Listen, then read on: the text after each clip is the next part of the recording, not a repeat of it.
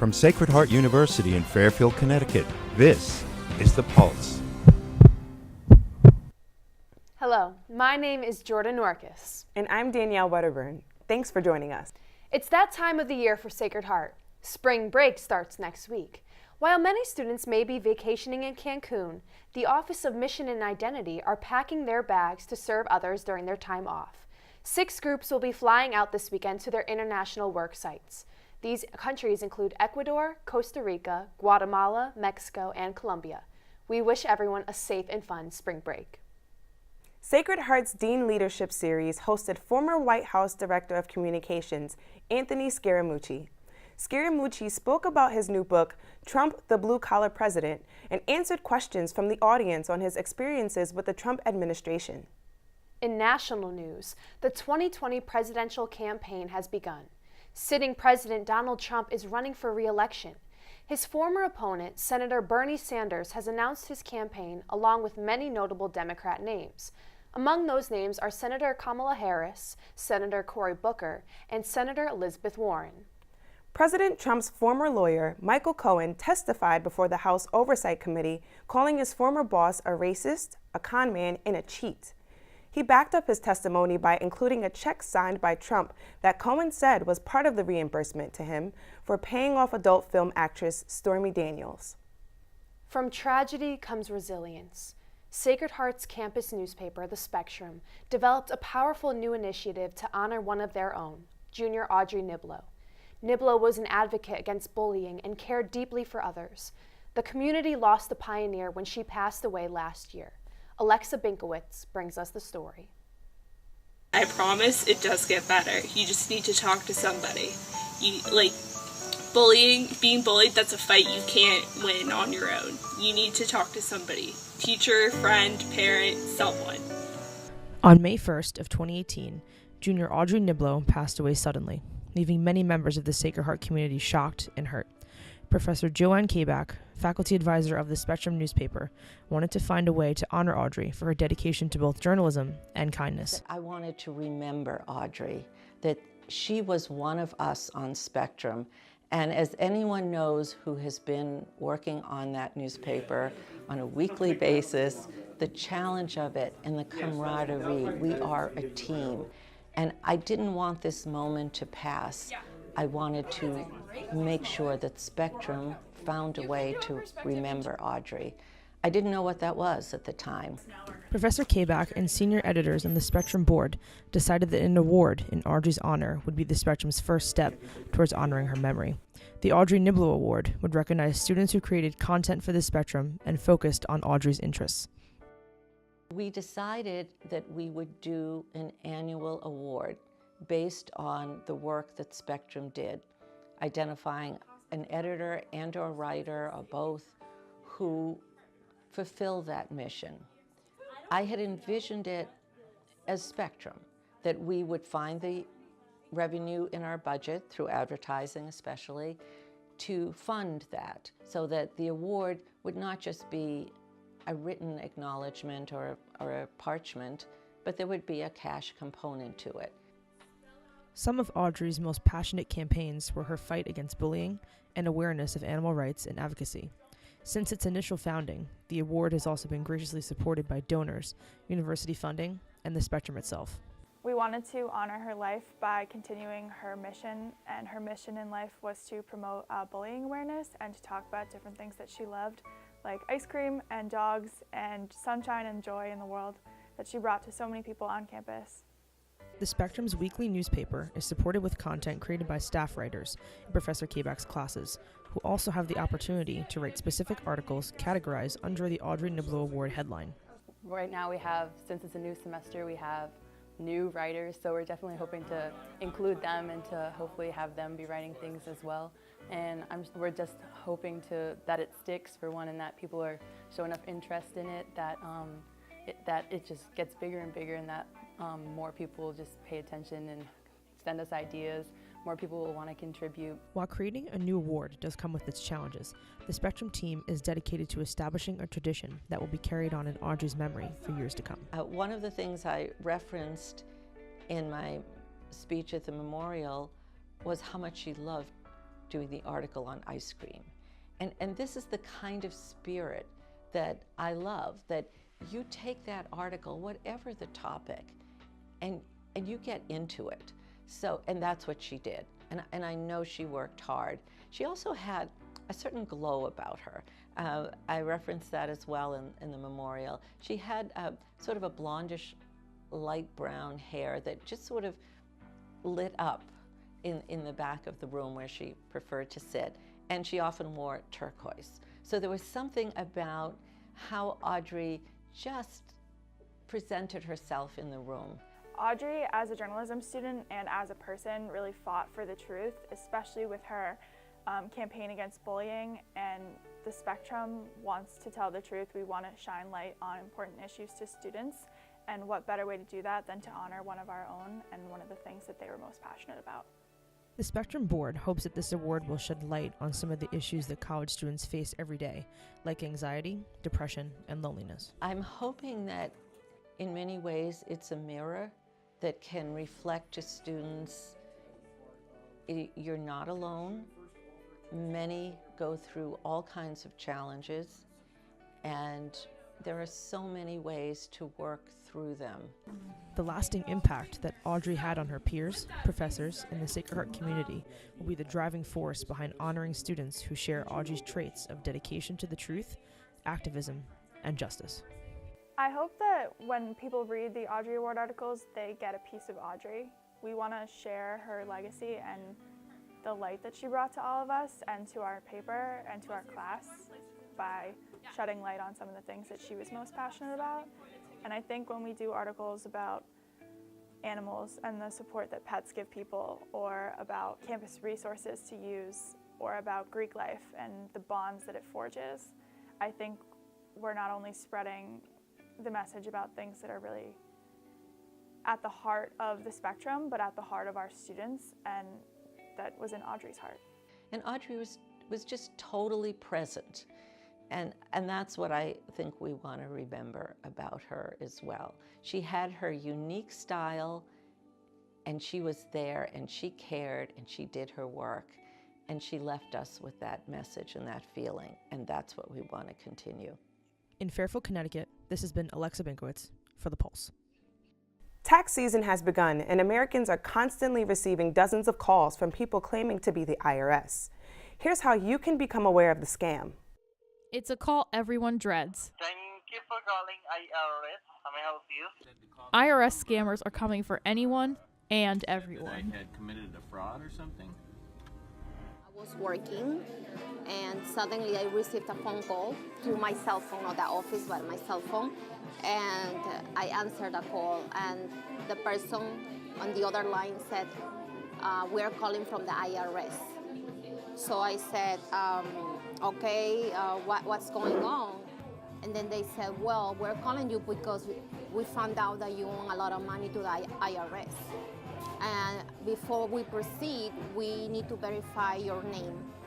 So when they said the IRS, I said, okay, this is something that I didn't expect, because I know that I don't owe any money. And then they said, okay, first you gotta tell me, confirm your name. And I said, okay, well, I'm gonna confirm my name. You say, my name. And then they said, okay, we need you to make a payment right now, because if you don't pay, we're gonna send you to court.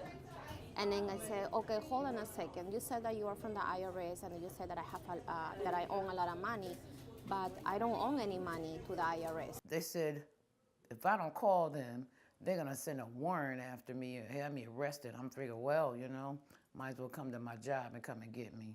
I believe people need to get informed before providing information over the phone. Tell them to go on Google and look, because I had to really find out.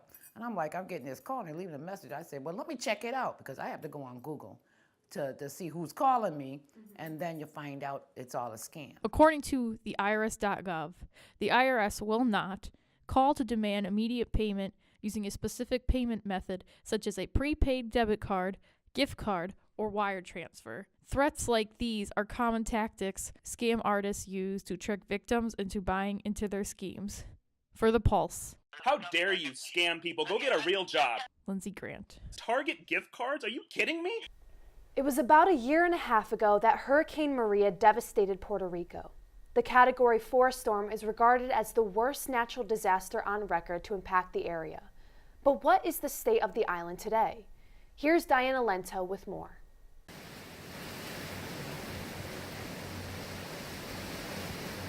In September 2017, Hurricane Maria made landfall in Puerto Rico, which sustained winds of 155 miles per hour, destroyed homes, and knocked out power throughout the entire island. A year and a half later, there's been progress in rebuilding the island's infrastructure, but what more still needs to be done? Many members of the Sacred Heart community have connections to the island and have seen the impact of the storm firsthand. Because there was areas that looked fine, like it was any other day, and then you would look 2 streets down and it was still like tarps everywhere, and there was just like still like even water. Like the house that we were working on, their water connectivity was not great. Like they couldn't always flush the toilet, they couldn't always wash dishes. A lot of places the electricity was still very sparse, and we were outside of San Juan maybe 20 minutes. So to even look at the rest of the island that was so, remote, I can't even imagine. Last time I went was for Christmas, and it has progressed, I would say that, but it's been very slow. And I feel like a lot of things that should have been done haven't been done. A lot of money that was sent hasn't been used. A lot of supplies weren't used in the initial, when everything was sent, they weren't being used. And has to do a lot with our government, had to do a lot with the fact that everything, roads and people were trapped wherever they lived.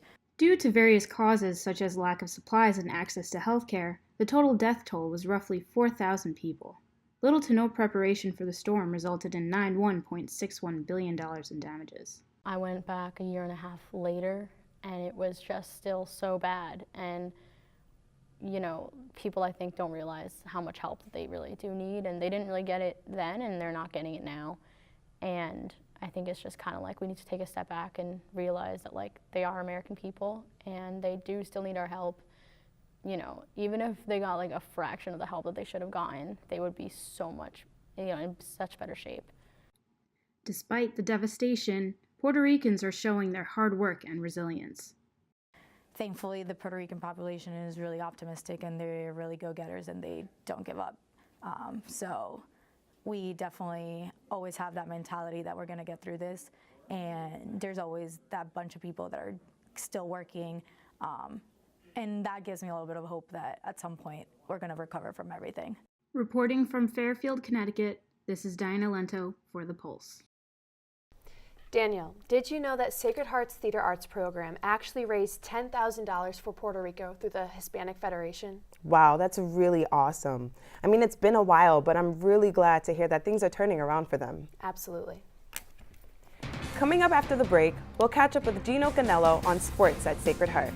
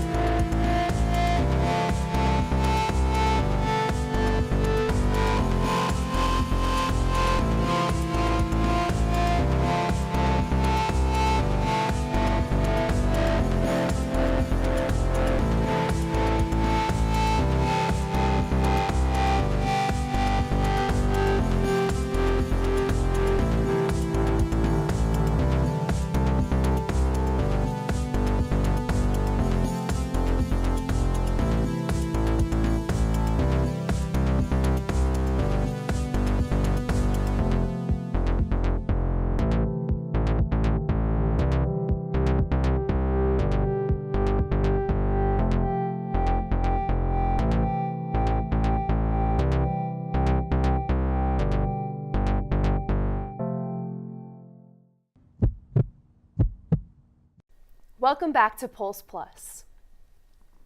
As March Madness quickly approaches, both the men's and women's basketball teams here at SHU are gearing up for big playoff runs and hopefully a shot at the big dance. But they aren't the only ones who are red hot heading into the final months of their season.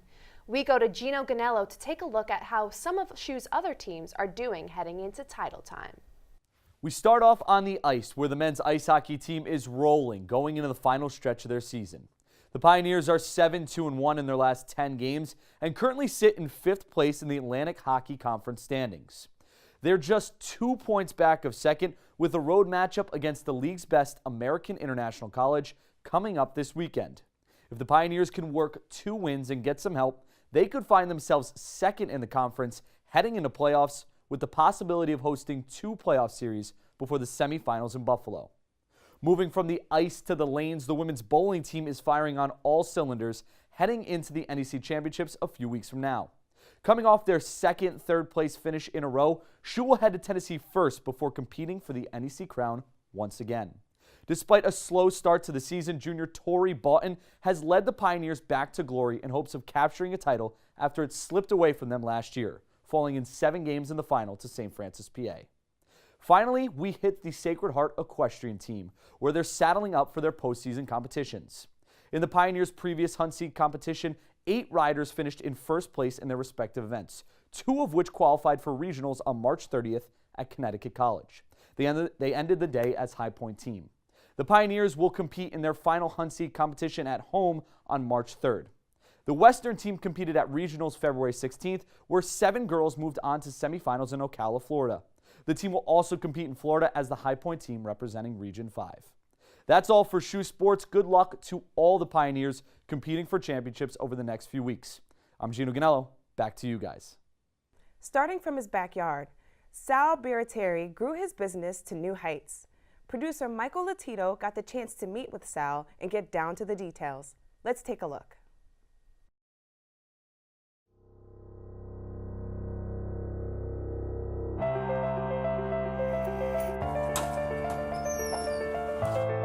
I've worked on Ferraris, Lamborghinis, Bentleys, Toyotas, Hondas. We do anything.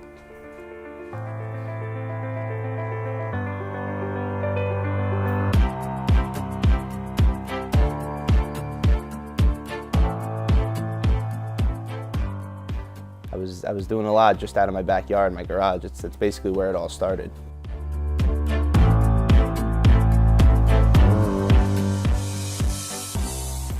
Our feature story tonight focuses on a young entrepreneur you may not have heard of, but you've surely seen his work. His name is Sal Baratieri, and at the age of 22, his business, which he's been grooming since 2013, is thriving now more than ever. I was always into cars. I've been working since I was 12. I was never really into sports. That was kind of my thing. I always just worked or had a job. So I figured, let me do something that has to do with something I like. So, I kind of always enjoyed cleaning cars with my dad or cleaning my own car when I got my license. So I went to work for a car detailer. I worked for him and learned a lot for a few months. And what happened was we came in one day and it was like no one was ever there. Everything was cleaned out. And that was it. So he still had, business coming in. I was running the shop for him for a few weeks. I knew most of the customers at this point. I knew how to do everything. End of the month came and the landlord came in and he basically said like, hey, Sal, we got to get somebody else in here. I was like, all right, how much is the rent? I'll do it. I set up shop. I was in there for about 8 months and then I got to the end of my senior year and the shop was taken by somebody else down where I was in Mamaroneck. I just started up out of my backyard. I was doing cars back there. I was going to people's houses, cleaning their cars. That that seemed pretty popular. That's where I got the name OnSite. So right now we have, a few different services. We have our mobile service still, which obviously we only operate with that, in the warmer months. It's not something we do in the winter. And we have 2 locations. One of our locations is at the Trump Towers in White Plains, and our other location is here at Westchester Hills Golf Club. We do a lot of the residents' cars in there. They love it because it's convenient. They park, their car gets cleaned, they come out, it's done. And over here, we have people that play golf, they drop their car off, they get it cleaned, and it's a nice amenity for them to offer, and it's a good location, it's private enough where I don't have to worry, I don't have too much traffic. I like, being able to just focus on my work.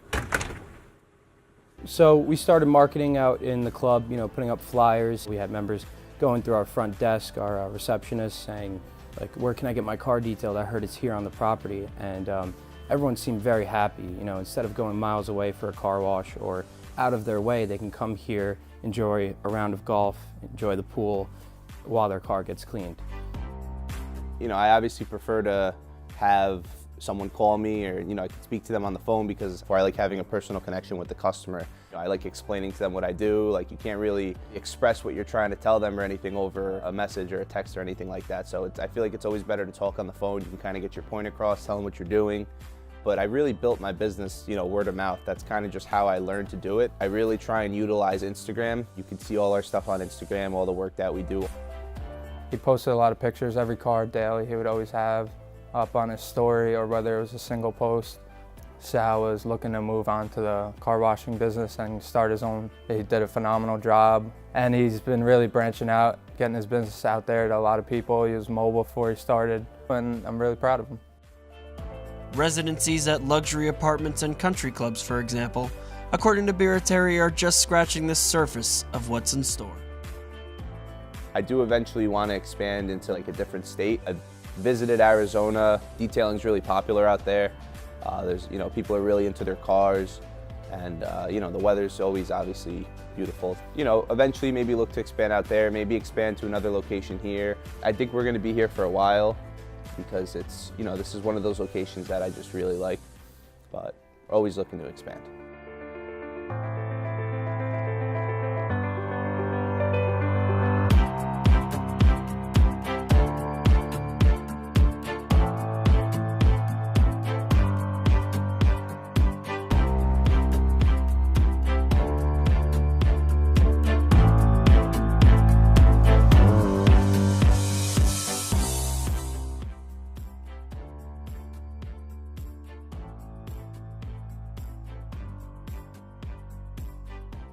We'll be right back.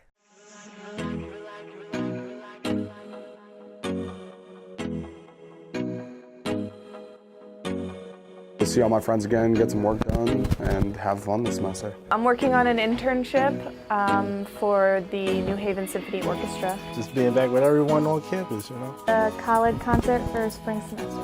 Graduation. Graduation. Finishing my second semester of freshman year. To not be a first semester freshman, and I know my way around, and I'm not lost all the time, so that's exciting. More volunteer opportunities. I'll have great grades this semester and make my mom happy. Yeah, to spend time with my friends. Hang out with my lovely sorority sister. The plays that are coming up. Just getting a great time of fun and make my parents happy. Straight A's. Straight A's. To get to know more people. Get a 4.0 and grow a thicker mustache. Yep, A's in all my classes this semester. To contribute to making changes on campus. I'm the VP of Programming for Greek Life for the Panhellenic e-board, so I'm really excited to plan Greek Week. Hopefully be more involved on campus. Get new grades and go to the spring concert. To serve people in the community. Serve people in the hospital setting as I go deeper into clinical. To be applying to the social work program. I'm excited to learn new things.